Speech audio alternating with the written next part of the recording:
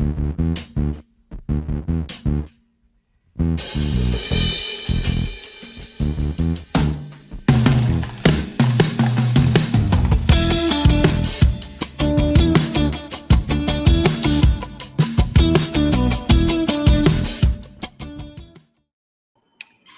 afternoon, good morning, good evening, wherever you are in the world. Welcome back to Social Confoes. I'm your host Diego together with Jean-Luc. Jean-Luc, how's it going? It's going quite well actually. I'm in a much better place than I was 2 weeks ago. So from my side, I'm glad to be back. You are And physically in another place 2 weeks ago. yeah, that as well. Good point. Good point. But we're here for episode 111, so it's kind of a special episode, a triple one episode, and we do have a special guest. So I was thinking of the traditional way to introduce and then go and talk about the CV. He's an award. I do have to say he's an award-winning blogger. So I think that's interesting. We definitely have to jump into that one. He is the person who influences the influencers. People joke about that a lot with me. But I think when it comes to being an online influencer, especially being a business to business online influencer, I think our guest today is one of the biggest influencers that influences influencers in the online marketing space. So I think that's for me the proper due to the proper respect to introduce him that way.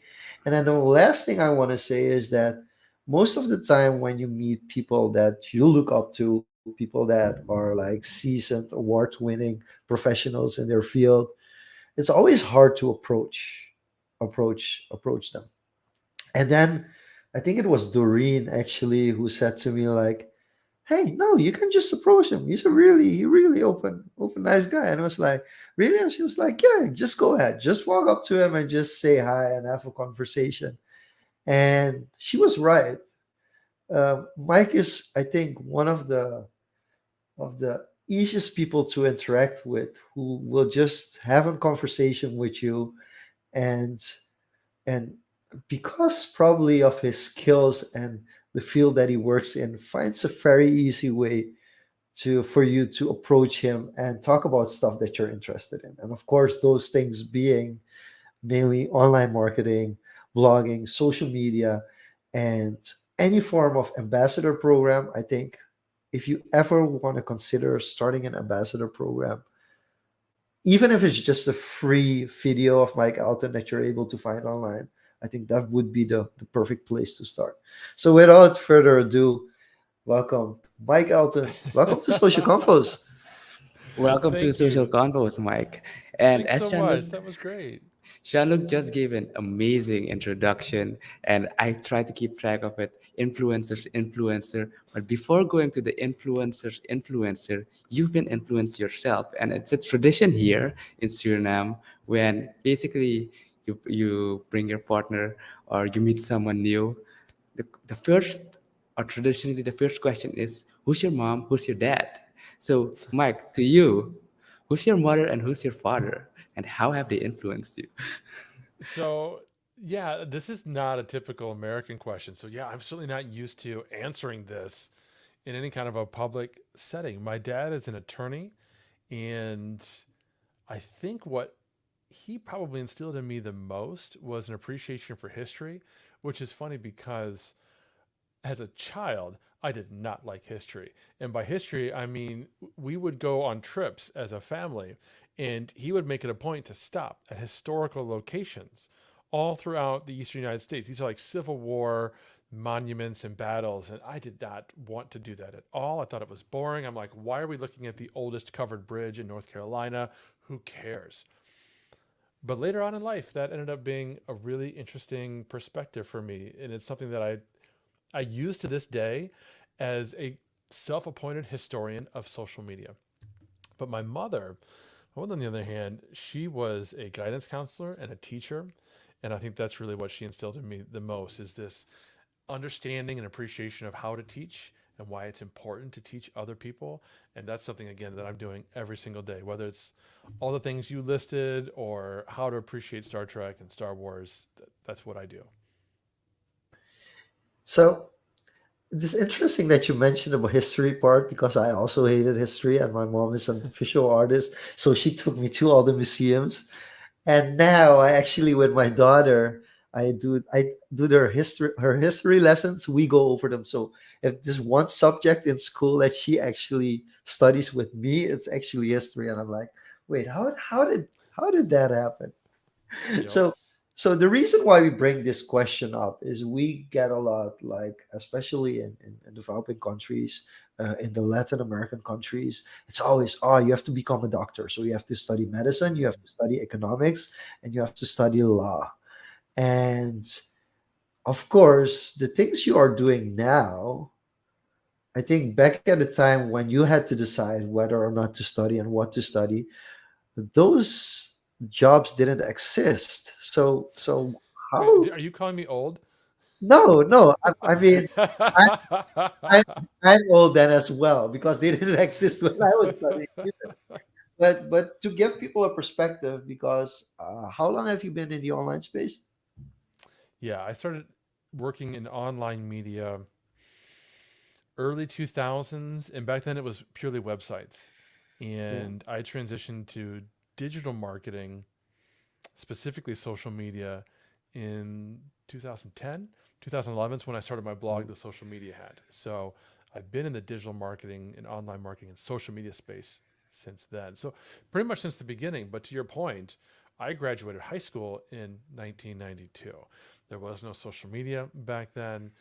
Most of what we're using today in terms of apps and the The internet. World Wide Web wasn't even publicly available for the world. Probably in the US, there was some kind of internet Yeah, there already. was something called Yeah. DARPANet back then. Yeah. It was while I was at Ohio State that the internet really launched in the early 90s with CompuServe and AOL and those kinds of things. So I was into that back then in college. But yeah, to your point, when I was getting ready to graduate high school, there was no plan, there was no conversation between me and my parents about me potentially doing what I'm doing today, going into marketing and teaching and speaking and those kinds of things.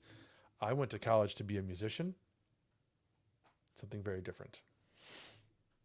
So hold on, because we're talking we want to go to the blogging part, but let's quickly talk about how that interaction goes between the storytelling in words and the storytelling in music. So what's still there from the era of wanting to become a musician? Oh, interesting. Not much, I don't think. I haven't thought about it from that perspective, but when I got to Ohio State, which is a huge college, for those who aren't familiar, it's 80,000 students in the middle of Ohio, and I joined their music program, and immediately was just bombarded with this insane level of competition, which stripped all the joy and fun out of music for me. So I lasted one quarter on music, and then I transitioned to political science and history, and that was pretty much the rest of my career in college. But today, I don't play professionally. I don't even play for other people. I do still play for fun, and that's really all it is for me. It's fun. It's an outlet. The end of the evening, I'll sit down at the piano or I'll play my saxophone for fun.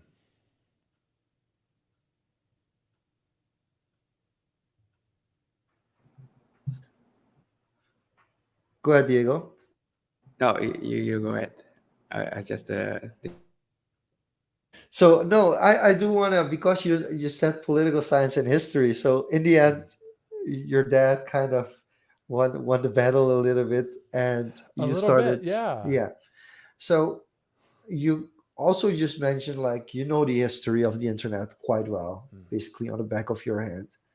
Um, for you personally, when you look back at the evolution of the 90s internet versus the 2000s internet versus the 2010 internet, what would you describe as the central themes of those decades?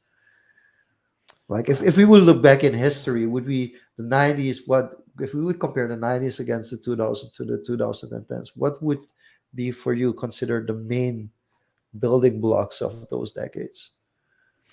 the 90s did have some forms of networking. You had communities, you had um, something called mucks and muds, which are multi-user dimensions. This is very rudimentary ability for people to connect with each other. And because it was so rudimentary, the relationships that you built back then were still very shallow. You might know somebody's username because you saw them in an AOL chat room or an ICP room, but it was unusual for you to form a true personal relationship with somebody back then.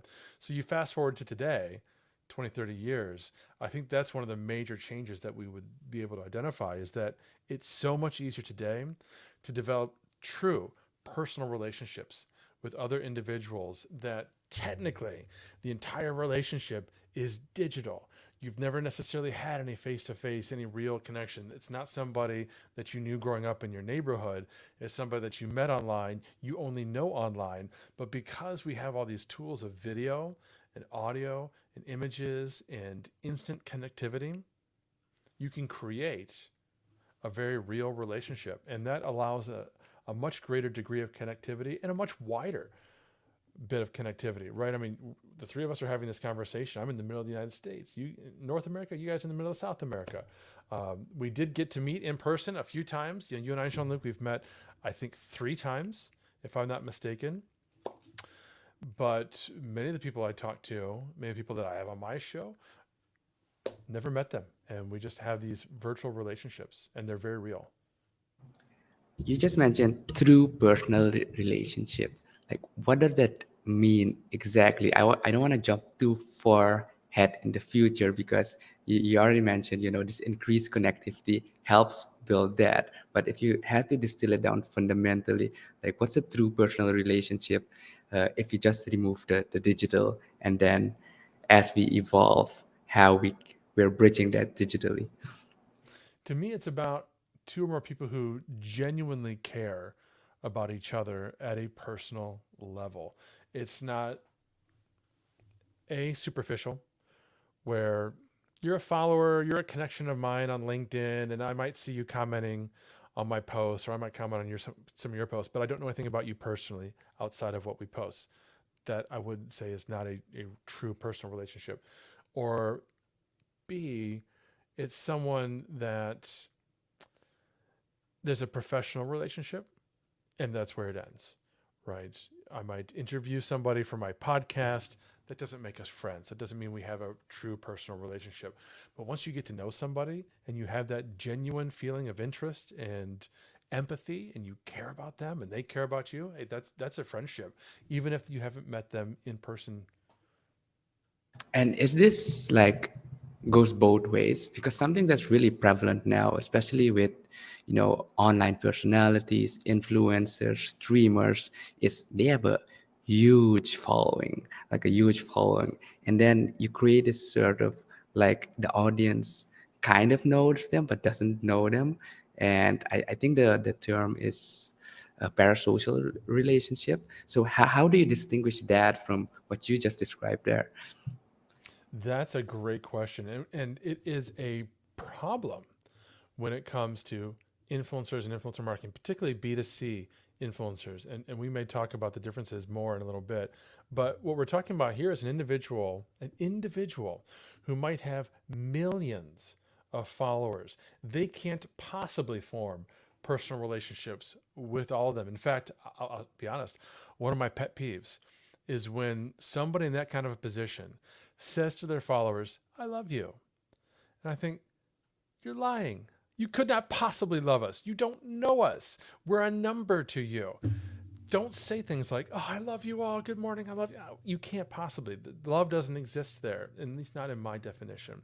So it's not possible for an individual to have relationships that have scaled to that point.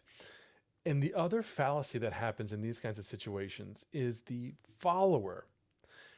They follow the influencer and they see so much that the influencer reveals about their personal life. They feel like they know the influencer personally.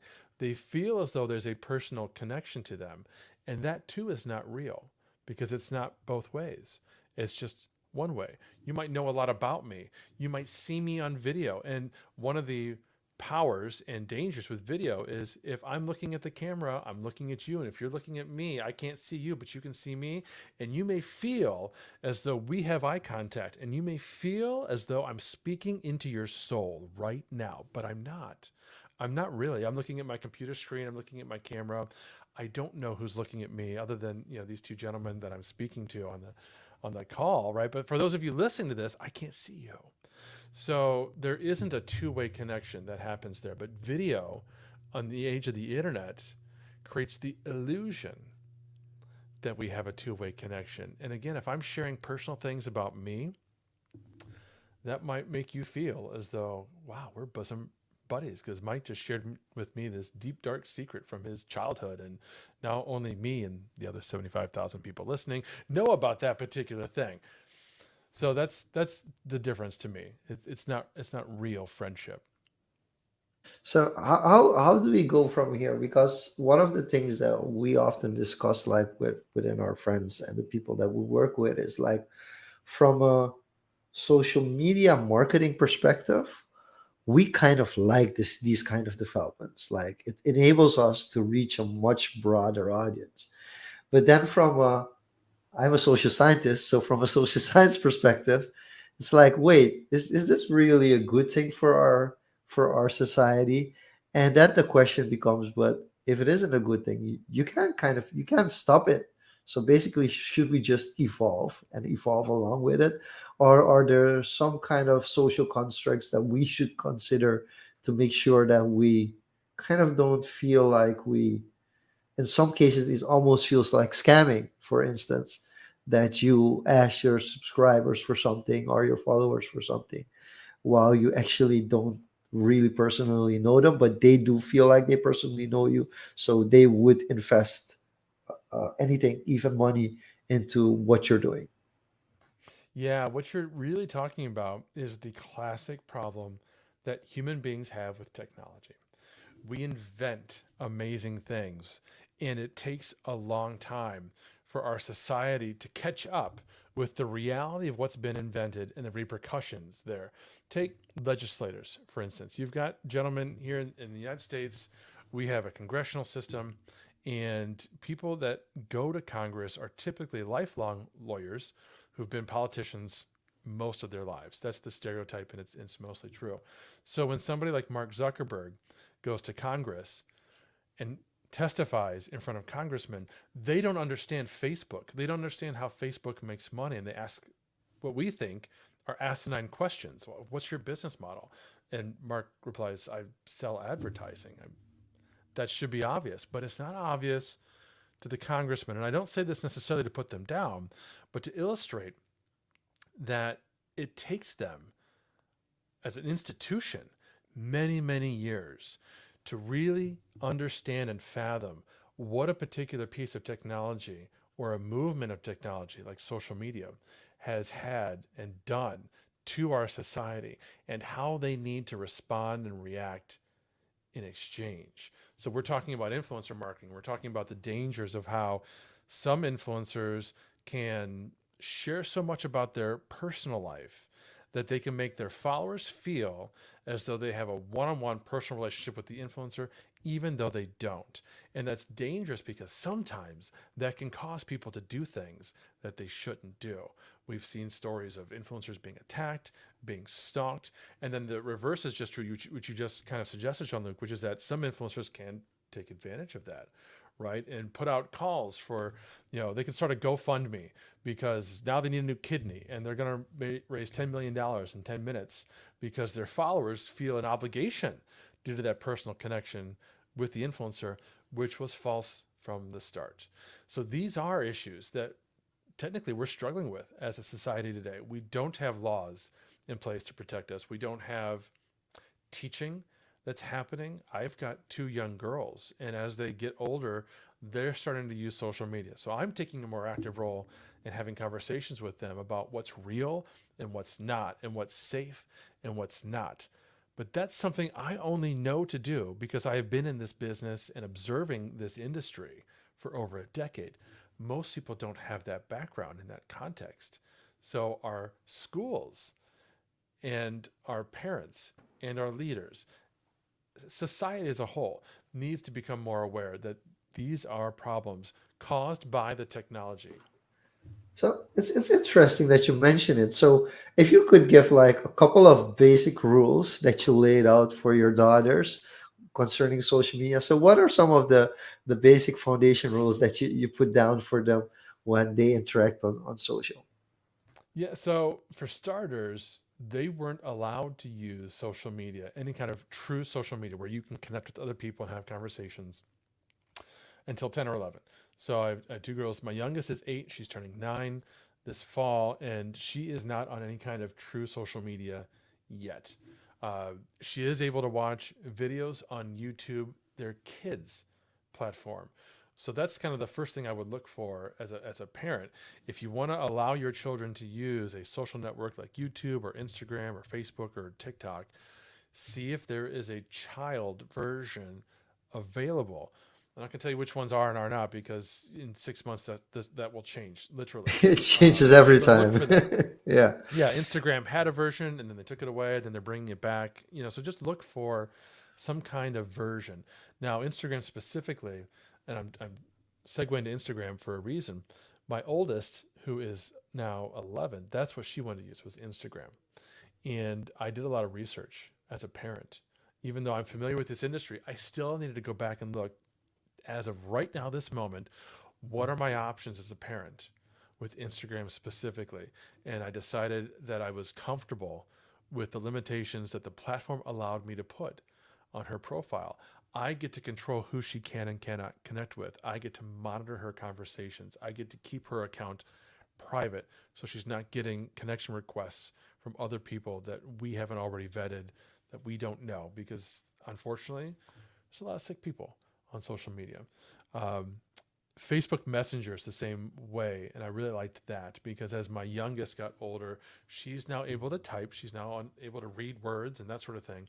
So she can use Facebook Messenger with her friends at her dance studio and that sort of thing. And that's it. I have to approve her connections. So she's got instant messaging, and my oldest has very, very limited controlled social networking. And that's really the bottom line for me. The advice I'd give any parent is take the time to learn and be a parent, be observant of what your kids are doing and protect them. Essentially, it's extending the physical or the people they know into the digital, such as you say, like the messenger, your friends, your dance school, your music school. So those networks evolve slowly over time. But then on the flip side, you also have uh, on the influencer side in this instance, you have people that kind of suddenly fall into this role. Like it might not have been their intention to get such a huge following, but as they develop their, I'd say, content, shared stuff about their life on these platforms, people started to resonate and gravitate towards them and kind of start seeing them as a role model. So for someone who isn't intentionally an influencer, in the sense that we're talking like professionally, but kind of do have that impact on other people, how should they think about the use of social media platforms and how they influence others? That's a great question. These are the people that I actually work with and really, really love to help and coach and guide. People who have developed, like you said, a social media audience. They're talking to that audience about a certain set of topics and they want to know how to take it further as an influencer. But even before they get to that point, I think it's important to note that everybody's an influencer to a certain extent. Maybe you don't intend to be an influencer, but if you have people who are connected with you in real life, on social media, wherever the case might be, and you give them recommendations, you give them ideas, you give them suggestions, you're influencing them. Your neighbor who comes to you and says, "Hey, I'm, going to San Diego next month. Where should I go to eat?" They're asking for a word of mouth recommendation, which is influence. But if we've developed any kind of a following on social media beyond just that network of people that we personally knew that maybe we went to high school with, right? If people are starting to follow us because of what we're saying, then the first thing we need to be aware of is the fact that our words have weight, our words have authority. with absolute power, there's that phrase, right? We got to be careful that we're not persuading people to do things unintentionally. So you need to think about what you're going to post. And then the next step that you kind of inferred is, well, what if they want to actually be an influencer? Maybe that wasn't their plan going into it, but now they realize, they look down one day and they realize they've got 4,000 followers on Instagram because they've been talking about, men's shoes and men's fashion for long enough that people have really started to pay attention, which is cool. Now what do they do, right? Well, they need to think about who they're really trying to serve, who they're trying to help, and make sure that there's a difference between who they're trying to help and how they're getting paid. Because with influencer marketing, most of the payment, most of the income will come from other businesses that want to be introduced to your target audience. So I'll say that a So different way. so basically it becomes work, right? In the end, What's that? it basically it becomes work. Yes. Like Yes. in the end, it becomes work. And I It think can one still of be the fun, but it should be yeah, considered a business. Yeah. it's a business. So one of the things that I find most interesting when you talk about influencers and ambassadors is that the importance between the importance of the match between the influencer and the company. Like in many cases, especially in the beginning stages, it's like, okay, we need to use the influencer because it's hot. Okay, this person has that many followers, and then they strike the connection and they pay the influencer without ever doing the research if the target audience is the same or whether or not that person. We had situations where we connected clients of ours with influencers, and the influencers would use the competitor's brand, and we would be like, this doesn't work. Like, and I know you spend a lot of time explaining this to people. So what's the most common reason that you find that people just jump into it but don't consider the importance of the match between the influencer and the brand? Yeah, aside from just not knowing what to do right, which is fine, the biggest issue typically is time. They're in a rush. They don't want to spend a lot of time. But unfortunately, if you want to do influencer marketing correctly, time is the thing that you absolutely must have. You need time up front to research influencers. You need to take the time then to develop a relationship with them and explore and observe and vet their audience. Because, like you said, you could find an influencer with 1 million followers and you can pay them to send a tweet. But if their followers aren't the kind of people that you want to talk to that might actually be interested in your brand, you're just wasting your money. You might as well just put it in a dumpster, set it on fire, and post that video to Twitter because you'll get more interest. Then, beyond that, the actual work with the influencer, that takes time. Again, sending one tweet, even if it's to your target audience, what is the half-life of a tweet today? 18 minutes, which means after an hour, the odds of anybody actually seeing that tweet are next to nothing. But what we really want to do is reach that audience. So to do that, you need to create content over time, multiple social posts, several videos, a blog post, maybe an email. It all depends on what that influencer tends to do and how their audience tends to consume their content. But it has to be protracted over time so that there's both the opportunity to reach more people and that necessary thing, which is repetition. And this is just pure marketing 101. We know from marketing that in order for somebody to eventually decide to buy from our brand, we need to have touched that person 7 to 14 times. The people I'm talking to today, if I'm a automotive garage and I'm doing an ad for my automotive garage, everybody listening to my ad today isn't in the need right at this moment to take their car in to get it fixed. That'll happen tomorrow, next week, next month. And the only way that they're going to remember my brand is if they've heard my brand and they've got a relationship with my brand, even if it's just top of mind brand awareness. If they know even more, then that strengthens that relationship, right? So pure advertising just hits that top brand awareness, right? If you do a radio ad and you have it on repeat enough, great. That jingle stuck in my mind and I will know that dude's, garage. But What if I worked with several local influencers who took their cars into that garage and they had a party at the garage, they created some content, they had a great experience, and they're talking about their experience with the garage on all of their social channels, and they're having conversations and chatting back and forth over the course of several weeks. If I see that as a consumer, I'm seeing these people that, remember our earlier conversation? I know them. I like them. They're influencers that I follow, right? I feel like we're friends, even though we maybe not be. But I know, like, and trust these individuals. And I'm going to pay far more attention to them than the 30-second spot on the radio. And so, with influencer marketing done well, it has a much greater opportunity to actually impact the people we're trying to reach in a way that when they finally do need our services, we're the brand they're going to remember.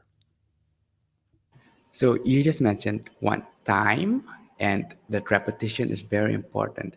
So to come back to this relationship between the business, the brand, and the influencer, how much I'd say comes from the company, the brand, and the influencer to, I'd say, elaborate on that trajectory to get that repetition. Like how much control does the brand have, or should the influencer have to stay authentic to their audience? The influencer should have a lot of control. And this is a great question because a lot of people don't realize this. As a brand, if I'm wanting to work with you, Diego, as an influencer, I should approach you and say, look, we've got a product launch coming up and it's about X, Y, and Z, and these are the people we're trying to reach. How can we work with you? And it should be incumbent on you as the influencer to take a quick look at my brand, come up with just a superficial understanding of who I am, what it is that I'm actually solving for, and who I'm trying to talk to. Make the connection between your existing audience and give me a proposal that plays to your strengths that will allow us to reach your audience in the best possible way. Now, as a good brand manager, I will have already done my homework and I will already understand that you're a podcaster and that you're creating content in some other ways and that you've got this community over here that looks like this. And so I should have a somewhat loose understanding of what our relationship is going to look like before I go into that point. And that's to assume also that we're coming into this cold, where I'm a brand, I have a product launch next month, and I need an influencer or a core of influencers today. That is not the approach I recommend. I recommend brands start building their relationships with influencers today and then talk to them 6 months from now when they actually need to do the campaign.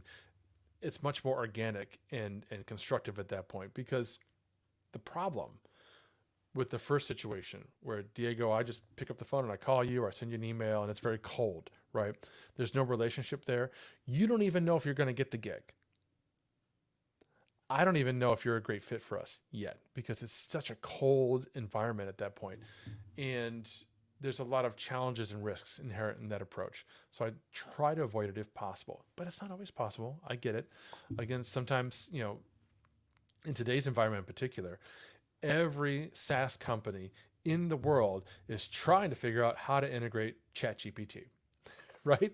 We're all trying to figure out how can we add with AI to the end of our logo and sell more product, whatever that product is. So at some point, every day this year, some product has a product launch that wasn't on their roadmap last year. And so I get a lot of brands are scrambling, a lot of product marketing teams are scrambling today to figure out how do we get this out there? Who do we tap? Who's in our space that's talking about our kinds of things, but they're also talking about AI. They probably don't have those relationships in place. So they've got to kind of rush into that execution phase, but that's not ideal.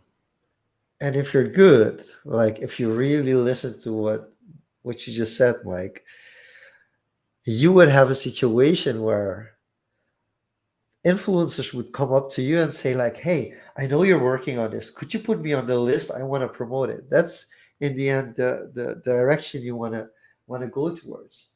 And I think it's interesting that you mentioned like everybody is an influencer to a certain extent, of course.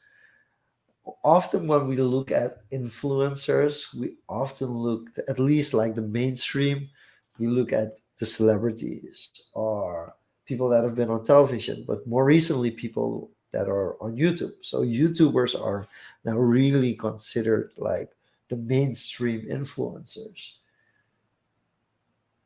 how much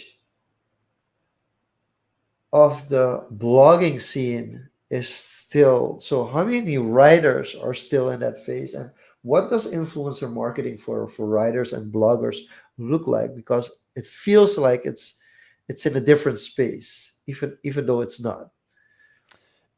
Yeah, and they are facing some massive, massive challenges this year. Let's just be honest. AI and the ability to generate written content extremely fast, extremely easily is a huge hurdle to overcome.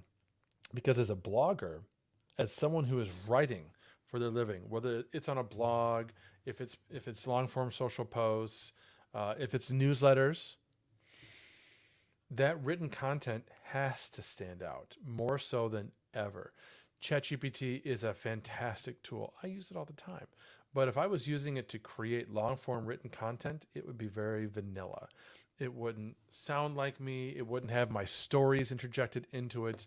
It wouldn't have my personality. It might not even be factually true, but that's a whole nother issue. Let's just assume Oh that we're yes, creating I content that's trust me, I've factual. had that fight with ChatGPT for the last couple Yeah, of weeks. we gotta hope that someone's at least vetting the content that's coming out. But if you're relying on ChatGPT to just churn out your entire blog post or your entire newsletter, something like that, you're not going to be giving your audience any real reason to follow you, and that's inherently different from podcast or video because at least as of this moment, it's a lot harder to generate a podcast or a video with AI. I know that's coming too. At some point, it'll be really hard to differentiate between all the different forms of content.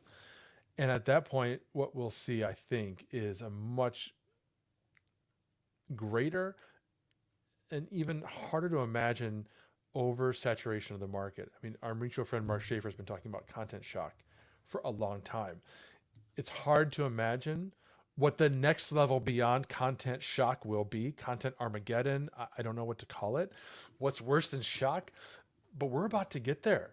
I mean, folks, listen to me. We're about to get to the point where anybody can go to Open AI and generate a 2,500 word blog article. And if you can do that for your business and you can do that day after day after day, how does your business's content differentiate itself from everybody else's? How is that different? How is it going to better you? So we're seeing brands struggle with this. We're seeing writers and bloggers struggle with this. We're seeing the search engines struggle with this, right? And I think that'll probably ultimately be what forces a change back into the direction where we came from, which is that if Google and other search engines are able to detect AI content and derank it, that's what will force businesses to not use it. You mentioned something very interesting because I've been dabbling a bit, but I haven't realized the extent to which ChatGPT can optimize your website content for SEO. Yeah. That's some scary stuff. That's There's some. some really powerful, fun things that I think are 100% legit that every business should be doing if they aren't doing, which is, for instance, ask ChatGPT, what are some topics that I should talk about if my audience is X, Y, and Z, and I'm this kind of a business, and whatever other parameters you want to put into that prompt. And ChatGPT will give you 10 fresh ideas for blog content. It's fantastic. Then you can take it a step further and say, great, thanks, ChatGPT. Write me an outline for that first article. And they'll say, these are the things you should do. Now, should you take it the next step and have ChatGPT write the entire article for you? No, don't do that. Don't do that. And I think that's an interesting thing because the further along you are, and the more articles you've written, you will take that outline and you will take bits out of it. Yeah, right. It won't, like, if you're a starting blogger, you most likely take as much of that outline as possible. But if you're a more advanced writer, you'll probably take some, oh, hey, wait, that's a good thing. I thought of point two, three, four, five, but point seven, that's actually interesting. Let me include that. And that's already kind of like a different, and I think and that's what happens with most of the technology advances. At a certain point, people are able to distinguish between somebody who kind of, yes, knows to use a tool well, or actually has the proper skill. Yeah. And that's in a higher segment with the competitive companies. But in a lower segment with people that have no idea what it's about, they will get fooled 10 out of 10 times. Yeah. Yeah. And I'll tell you, I mean, what ChatGPT is really good for is instead of going from short form ideas and posts and spitting out long form content, the opposite direction. Take a long form piece of content like the transcript for this recording, paste the entire thing into ChatGPT and say, give me a summary of that. Right? Yeah. I did a survey of B2B influencers. It's going to come out soon. And I picked like 10 statistics I pulled out of this survey that I conducted. And I put those into ChatGPT and I said, give me a summary of these statistics. And it spit out a really lovely 3 paragraphs summarizing and just talking in a natural way about 10 statistics. It was very fascinating. And then I said, give me an outline for the report. And it grouped the statistics in very logical buckets to talk about like the profile of a B2B influencer, rates and brand deals, and preferred social media platforms and content types. Those are the buckets, I think. And I looked at it, I'm like, oh, that's perfect. That makes sense. And then to your point, there was a fourth one that I was like, no, we're not going to do that. So it still took a human to look at that and make a professional, informed decision of what to use and what not to use. I have to agree with that. I've done that before, condensing long form content and spitting out summaries or takeaways, and then critically assessing them, like is it really relevant or not. But just to get a quick bird's eye overview of, all right, this is in this whole like 20-page report or something. And the way I see ChatGPT is like a companion, like Iron Man has his Jarvis, like, do some of the logistical stuff, do the logistical stuff, get that out of the ways to free your brain, your resources to be able to do more of the critical thinking, do more of the assessment, do more of the creative thinking. And as you mentioned, the creative ideas are a great way to start. And then comes the technical skill, because in the end, ChatGPT, AI, machine learning is just another tool we've invented, just as social media platforms has evolved over the year to be able to create and dish out content. And what I'm seeing is going to happen in the next few months, maybe because the development of ChatGPT and AI models has been astonishing, is that these models are being trained to do certain styles, to do certain um, voices, to do certain tones. A, a few weeks ago, there was this clip going around with Joe Rogan, Jordan Peterson style discussion, right? And once you've learned the craft of prompting, because I think this is going to be a very crucial skill, the prompting skill for social media creators, content creators, anyone who does something online, it's going to be a crucial skill to master over the next few years until it becomes obsolete again. So, how do you see the skill of prompting, and do you have any best practices that you found yet in using uh, certain prompts to get the results that you want? Okay, well, let me start by saying I am not a prompt engineer. I don't even play a prompt engineer on television. So I am a amateur user of these tools at best. And I thought it was funny because you mentioned Jasper, our friend, or you mentioned Jarvis. Well, our friends at conversion.ai had rebranded to Jasper because that is the kind of vision they wanted, and they got sued by Marvel and they had to change to from Jarvis to Jasper because Marvel doesn't want anybody calling themselves Jarvis, and apparently they own the rights to that, or at least they have wealthy enough bank accounts to pay all the lawyers. So as far as prompting, I would say definitely tone of voice is important. That's something that should be considered. In fact, that's a feature that we just built into Agorapulse. You can take a text for a social post, put it into Agorapulse, and then there's an AI button that says, you know what, I want this to be witty, or I want this to be more professional. And it totally spins it. It adds, hashtags. It's super cool. I love that use of AI to change the tone of what you want to say. But you got to be careful too, because you as a brand don't sound like Gary Vaynerchuk. So you shouldn't all of a sudden start creating social media content that has Gary Vaynerchuk's voice. I don't think that's a good idea. It doesn't make a lot of sense. You should have your own voice, your own brand, your own style. So there's, again, with every tool that we've talked about, right, there's that risk, that challenge that as a society, we've got free access to the tool. We can do anything we want, but should we? Are we going to come across as authentic? Possibly not.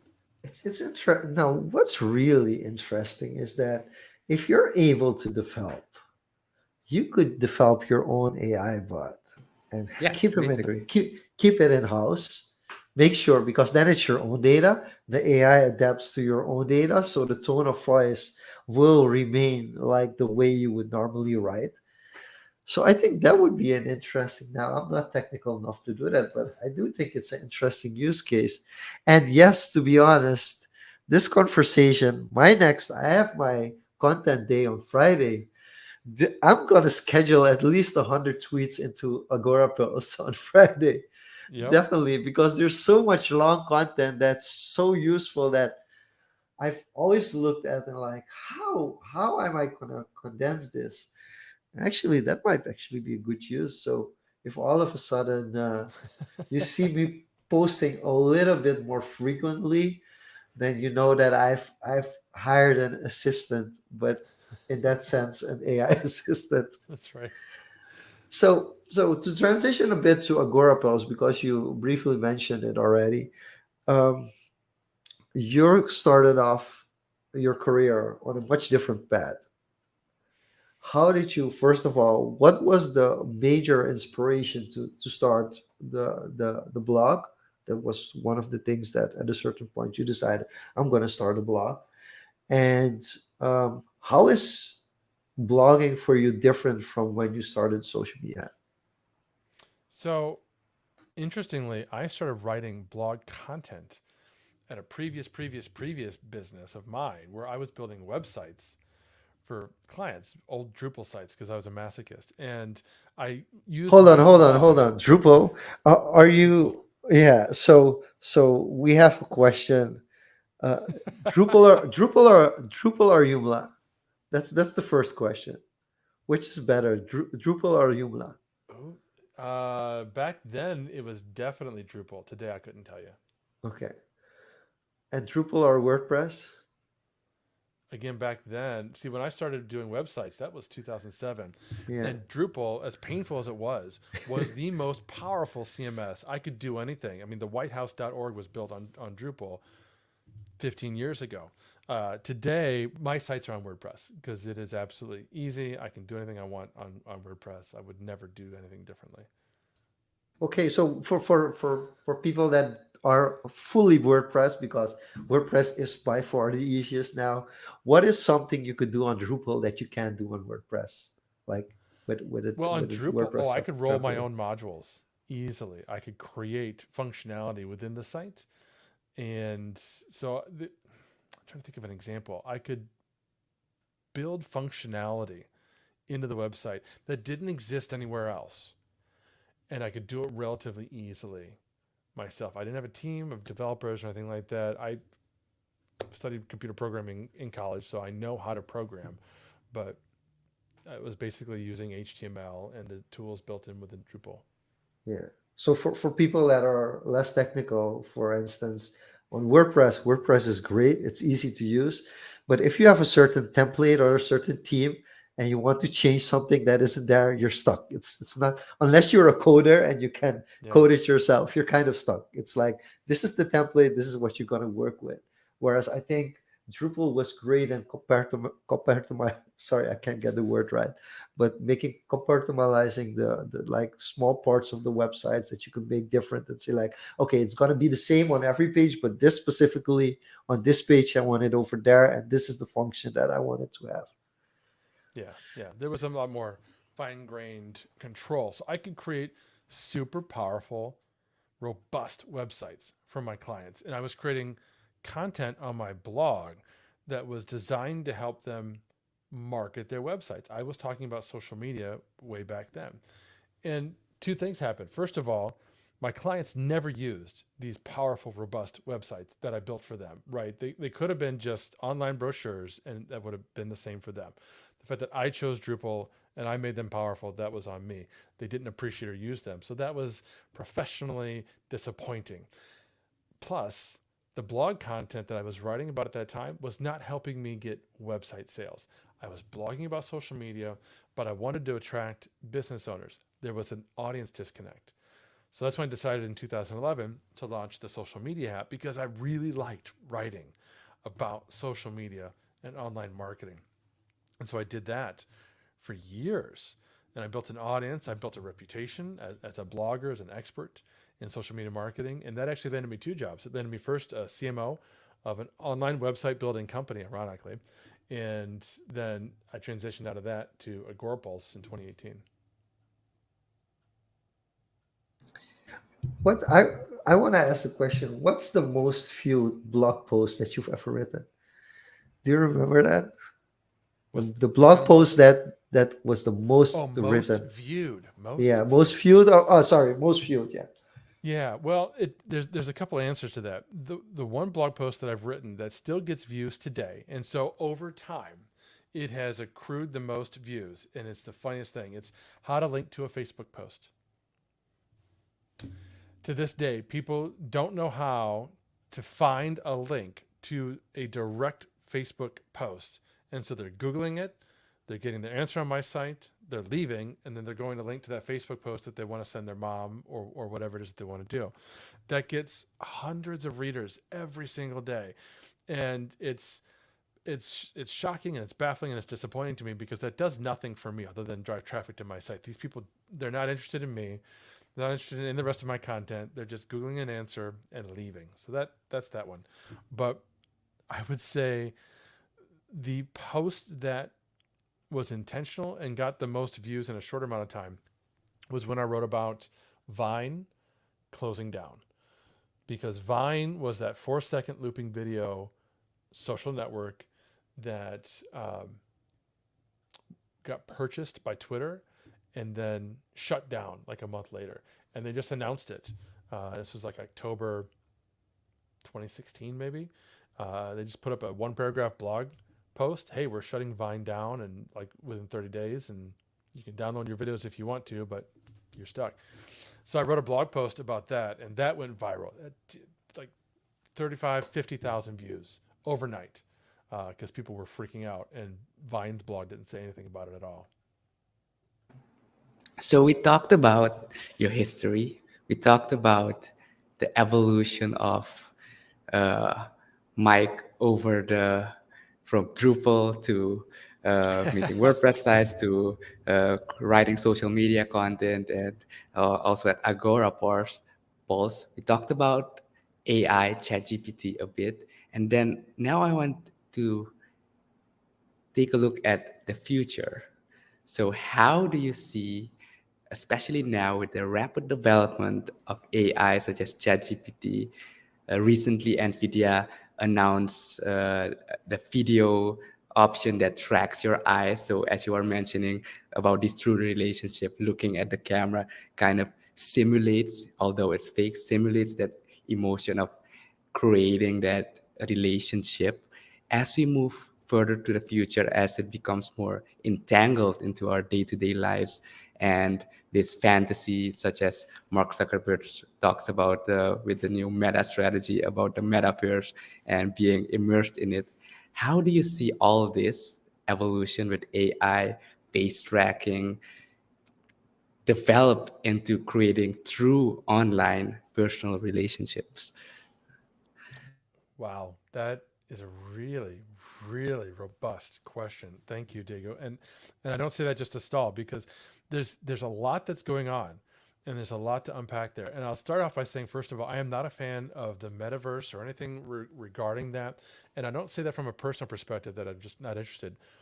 It's more, I just don't see the value for businesses in creating a metaverse environment and gathering around a artificial ranch and having conversations with avatars instead of just going on video and having a real conversation with real people's faces, or better yet, have that in person experience at a ranch.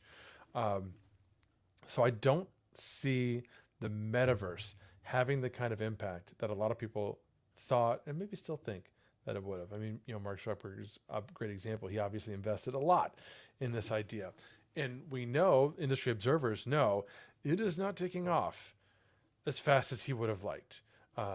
I would even go so far as to say it's performing so poorly as an idea, it's in danger of being abandoned as an idea. Meta as a company is poised to lay off another 1,000, 10,000 people this year. And you got to assume they're looking very, very closely at the metaverse and the AR, VR space and wondering, do we continue to invest and potentially lose billions of dollars in this space if mainstream normal people are not getting excited about the metaverse? And that's really the core of what I'm seeing. And this is true with every new technology. At the time of this recording, the big sweetheart on the internet right now is blue sky. And I see celebrities getting excited about blue sky. I see social media celebrities getting excited about blue sky. I don't see regular people being excited about yet another social network. And if you can't get mainstream individuals and mainstream media, like truly mainstream media, excited about whatever it is that you're trying to do, it won't take off. Ideas have to gain traction. They have to gain momentum to take off in order to become an idea that becomes an actual tangible business. That said, what everybody is talking about today is AI.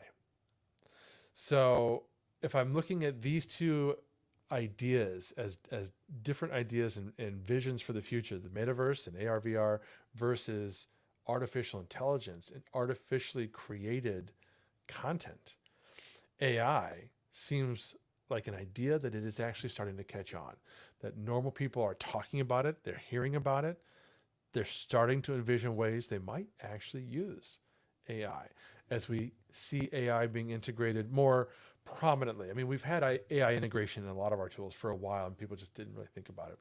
But now that we know AI is coming to search engines, and we're seeing that implementation where normal people can open up a web browser or open up their phone and ask a question in a very natural language kind of a way and get a natural language response rather than a list of 10 websites that may or may not have anything to do with what you asked. That's the kind of implementation that is going to be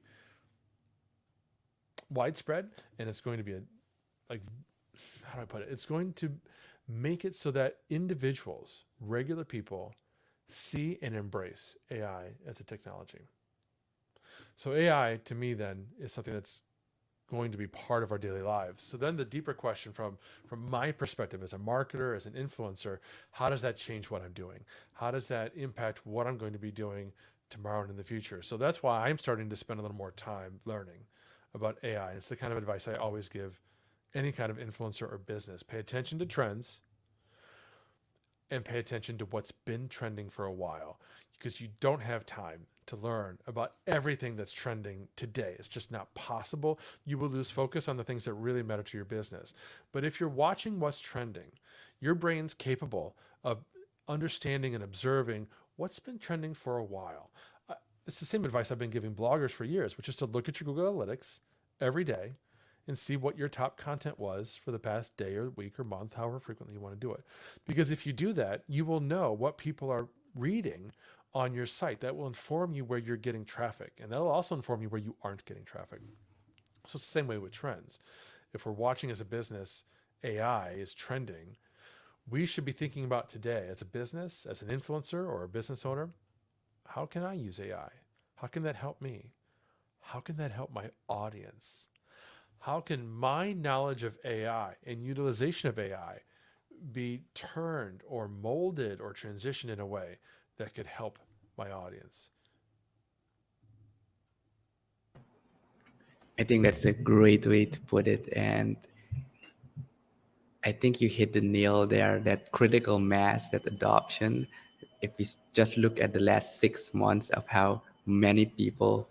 It's been trending on Twitter, Facebook, content without people even realizing it. Schools, essays being written by AI. The average person not even looking at it from a uh, monetization perspective, but just getting something done. I think that is a great indication to see where that's going. And yeah, no one knows where the future is headed, of course, but we can get a higher probability guess of placing your bets, and those who start early get the benefit of leveraging that skill, that time, and getting ahead of the curve and developing some new paradigm or something.